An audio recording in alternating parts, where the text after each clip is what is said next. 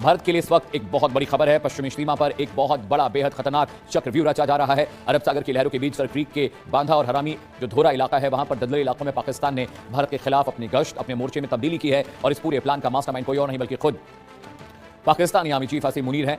खबर है कि पाकिस्तान ने भारत को घेरने के लिए अबाबिल द डिवाइन स्ट्राइक नाम से एक सीक्रेट प्रोजेक्ट की शुरुआत की है और चिंता वाली बात यह है कि इस नापाक साजिश में उसका साथ दे रहे हैं चीन और तुर्की। तुर्की के घातक हमलावर ड्रोन और चीन के आधुनिक ओवरक्राफ्ट अब सर क्रीक के आसमान और पानी में मंडरा रहे हैं। इतना ही नहीं, चीन ने पाकिस्तान को अपने सबसे एडवांस एंगोर क्लास स्टेल्थ पनडुब्बी और तुगरिल फ्रिगेट भी सौंप दी है ताकि अरब सागर में भारत को सीधी चुनौती दी जा सके। खबर है कि सर क्रीक के पास पाकिस्तान ने अपने एसएसजीएन कमांडोज तैनात कर दिए हैं, नई समुद्री चौकियां बनाई जा रही हैं और एयर डिफेंस सिस्टम बिछा दिया गया है। असीम मुनीर ने तीनों सेनाओं को मिलाकर नेशनल स्ट्रैटेजिक कमांड बनाई है और इस पूरे इलाके को बारूद के ढेर में तब्दील कर दिया है। पाकिस्तान, चीन और तुर्की तीनों का ये नया जो गठजोड़ है भारत की समुद्री सुरक्षा के लिए एक बड़ा रेड अलर्ट साबित हो रहा है। भारतीय एजेंसियां भी अब पल पल की हरकत पर नजर बनाए हुए हैं। दो तस्वीर आपकी टीवी स्क्रीन है। सर क्रीक वो इलाका है जो दलदली इलाका है और गुजरात और बाकी इलाकों से लगता है पाकिस्तान ने वहां पर होवरक्राफ्ट की जो गश्ती बढ़ा दी है। होवरक्राफ्ट दलदल और जो छिछले इलाके होते हैं जहां पर वाटर स्टोरेज कम होती है, वहां पर होवरक्राफ्ट का इस्तेमाल किया जाता है। होवरक्राफ्ट दलदल जमीन और पानी में चल सकते हैं और हरामी नाला बहुत क्रूशियल इलाका है क्योंकि वहां पर जिस तरह से पिछले कई मर्तबा देखा गया कि पाकिस्तान ने वहां घुसपैठ की कोशिश की है, ऐसे में भारत के लिए बहुत स्ट्रेटेजिकल वो व्यू है, वो पॉइंट है क्योंकि वहां पर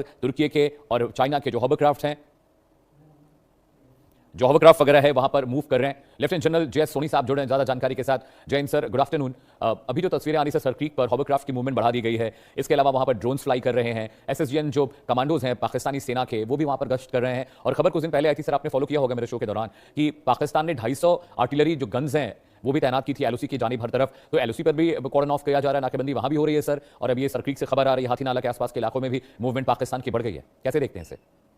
जय हिंद अमित जी। जय हिंद सर। ये मेरा सौभाग्य है कि मैं आपके न्यूज चैनल पे हूं। मैं आपका हर शो देखता हूं क्योंकि आपके हर शो में बहुत तथ्यों के साथ और आंकड़ों के साथ फैक्ट्स पेश किए जाते हैं। अमित जी देखिए, ये जो सर क्रीक है ये 96 किलोमीटर लंबा एस्टूरी है जो कि पाकिस्तान के सिंध सूबे को और भारत के गुजरात राज्य को डिवाइड करता है। अब पाकिस्तान इस पे पूरा क्लेम करता है under the 1914 Bombay government principle, लेकिन भारत कहता है कि जो थालवेक प्रिंसिपल है और जो 1925 के सर्वे मैप्स हैं उसके तहत ये जो सर क्रीक की पानी का ये जो बॉडी है, इसका आधा हिस्सा पाकिस्तान के पास होना चाहिए, आधा हिस्सा हमारा होना चाहिए, लेकिन पाकिस्तान इस चीज को मानता नहीं है। अब क्योंकि ये सर क्रीक बहुत इंपॉर्टेंट हो जाता है स्ट्रेटेजिक पॉइंट ऑफ व्यू से, और तभी पाकिस्तान बार बार कोशिश करता है इस पे अपना नियंत्रण पूरा करने के लिए या अपने वहां पे एक्स्ट्रा डिप्लॉयमेंट करने के लिए। मैंने आपका शो कुछ दिन पहले देखा था जहां आपने बहुत अच्छी तरह कवर किया था किस तरह से तकरीबन 250 आर्टिलरी के पीस चीन से आए और पाकिस्तान में जगह जगह पे डिप्लॉय हुए हैं, चाहे वहां पे भवालपुर हो, चाहे गुजरांवाला हो। देखिए, ये जो सारी बढ़ती सैनिक गतिविधियां हैं पाकिस्तान में, ये एक तरफ फिर इशारा करिए जो मैं कई बार आपके चैनल पे और आपके शो पे भी कह चुका हूं कि 2030 के बाद कभी भी चीन और पाकिस्तान भारत पे टू फ्रंट वॉर करेंगे। जिस तरह से लगातार चीन पाकिस्तान की मदद करता है सैनिक उपकरण बेच के, ये पूर्ण तैयारी हो रही है उस टू फ्रंट युद्ध के लिए। हमें याद होगा पिछले साल 4 जुलाई को lieutenant general Rahul R Singh जो कि भारतीय थल सेना के डिप्टी चीफ आर्मी स्टाफ हैं, उन्होंने बयान दिया था कि जब ऑपरेशन सिंदूर चल रहा था तो चीन पाकिस्तान को भारतीय सेना की हर गतिविधि सेकंड टू सेकंड बता रहा था और साथ साथ चीन पाकिस्तान को इस्तेमाल करता है अपने हथियारों की लाइव लेबोरेटरी टेस्टिंग के लिए। मैं दर्शकों को एक चौंकाने वाला आंकड़ा दूंगा।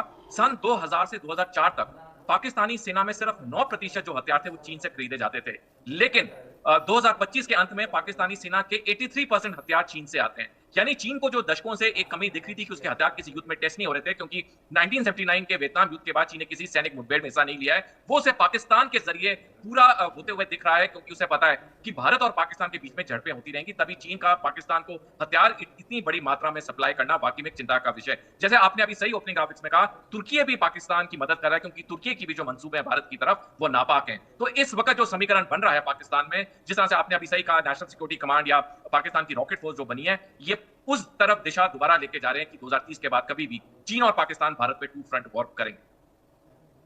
Alright sir. Sir, exclusive economic zone का मसला भी है क्योंकि सर क्रीक, भारत कहता है कि सर क्रीक की जो बॉर्डर लाइन है वो बीच से होनी चाहिए। पाकिस्तान जो थॉलवेक प्रिंसिपल है, पाकिस्तान कहता है कि सर क्रीक को क्रॉस कर बॉर्डर बनना चाहिए। तो स्पेशल इकोनॉमिक जोन जो है एक्सक्लूसिवली, वो भी बहुत इंपॉर्टेंट है क्योंकि ये बिजनेस के पॉइंट ऑफ व्यू से बहुत इंपॉर्टेंट है और इसीलिए पाकिस्तान बार बार इस हिस्से पर ज्यादा से ज्यादा आगे बढ़ने की बात करता है। हालांकि ब्रिटिशर्स के नक्शे की वजह से जो विवाद हुआ वो आज तक सुलझ नहीं पाया सर। डेफिनेटली देखिए, ये जो सर क्रीक का जो मुद्दा है स्ट्रेटेजिक या सामरिक इंपॉर्टेंस के अलावा एक इकोनॉमिक इंपॉर्टेंस भी है, क्योंकि ये जो पानी की बॉडीज होती हैं, जो ये डीप सी बॉडीज होती हैं, उसमें फिशिंग होती है, उसमें मछलियां पकड़ने का बहुत बड़ा कारोबार होता है, उसमें नेचुरल रिसोर्सेज होते हैं उसके सीबेड के ऊपर, जो कि पाकिस्तान पूर्ण रूप से उसको हथियाना चाहता है। लेकिन भारत हमेशा एक सही दिशा देते हुए उसने कहा है कि इसे हमें थालवेक प्रिंसिपल के मुताबिक इसे आधा आधा बढ़ना चाहिए, लेकिन पाकिस्तान चाहता है कि पूरा पूरा जो सर क्रीक का एस्टूरी है वो पूरी तरह से पाकिस्तान के कब्जे में आए। तो डेफिनेटली जहां तक हम इंटरनेशनल लॉज देखें, इंटरनेशनल कानून देखें, रूल देखें, वो पूरी तरह से भारत के पक्ष में। लेकिन पाकिस्तान तो कभी कोई इंटरनेशनल रूल्स को मानता नहीं है और वो इसीलिए इसे थालवेक प्रिंसिपल के उस पे इसको सेटल नहीं करना चाहता है। और तभी ये जो असमंजस है वहां पे, ये जो कंफ्यूजन पाकिस्तान ने खुद क्रिएट किया हुआ है, उससे होता क्या है अमित जी की कई बारी हमारे मछुआरों को पाकिस्तानी नौसेना अरेस्ट करती है, फिर कुछ महीने कुछ साल बाद उन्हें रिलीज करती है। ये सिलसिला 1947 से लगातार चलता है, जो कि हमारे लोगों को दिक्कत देता है। लेकिन पाकिस्तान, जैसे मैंने कहा, वो उसे सुलझाना नहीं चाहता, क्योंकि अब उसका जो मेन डिफेंस एम है वो है 2030 के बाद भारत पे चीन के साथ मिलकर टू फ्रंट वॉर करना। सर अगर दोस्तों, सर क्रीक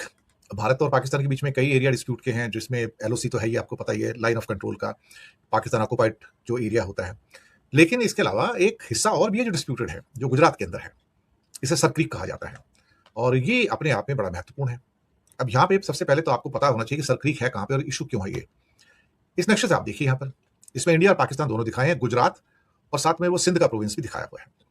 इसमें यह भी बताया गया है कि एक इकोनॉमिक जोन्स होते हैं, इंडिया कौन सा क्लेम कर रहा है और पाकिस्तान कौन सा क्लेम कर रहा है। यहाँ पर तो गुजरात का बिल्कुल वो हिस्सा जहां पर वो पाकिस्तान टच होता है, उससे थोड़ा सा पहले बीच में क्रीक है। वहां पर क्रीक अंदर समुद्र का पानी जो अंदर आ जाता है ना, वो इसके ऊपर दोनों का दावा है। और ये दावा आज का नहीं है, आजादी के बाद का ही है कि ये क्रीक हमारी है और ये क्रीक हमारी है।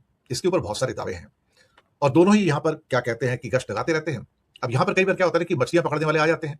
बहुत बार ऐसा होता है कि जो पाकिस्तान के मछुआरे होते हैं उसको इंडिया वाले गिरफ्तार कर लेते हैं, जो इंडिया के मछुआरे उसे पाकिस्तान के जो कोस्ट गार्ड वाले वो गिरफ्तार कर लेते हैं। अब अगर इसको एक और नक्शे में यहाँ पे देखें तो ये आपको पाकिस्तान इंडिया के नक्शे में आपको यहाँ पर ये मिल जाएगा कि बहुत छोटा सा एक एरिया है, बहुत लंबा चौड़ा नहीं है, लेकिन स्ट्रेटेजिक पॉइंट है इसका यहाँ पर और इसकी बड़ी वैल्यू है। अगर इस मैप के अंदर हम देखते हैं इसको तो यहाँ पर सर क्रीक जो है ना वो अंदर जो गई हुई है, बिल्कुल ये कहा जाता है कि पाकिस्तान कहता है कि जहां पर जो पूरी डॉटेड लाइन नहीं है, दूसरी लाइन है, वहां तक उनका, यानी कि सर क्रीक पूरा उनका है। इंडिया कहता नहीं डॉटेड लाइन पे, यानी कि कुछ हिस्सा मेरा है, कुछ हिस्सा तुम्हारा है। ये इंडिया यहाँ पर कहने की कोशिश करता है। दोनों अपने अपने स्टैंड पर यहाँ पर अड़े रहते हैं सर क्रीक के चक्कर में। अब क्या हो रहा है, अब अचानक से पाकिस्तान की डिप्लॉयमेंट जो है ना वो यहाँ पर बढ़ जाती है अभी अचानक से।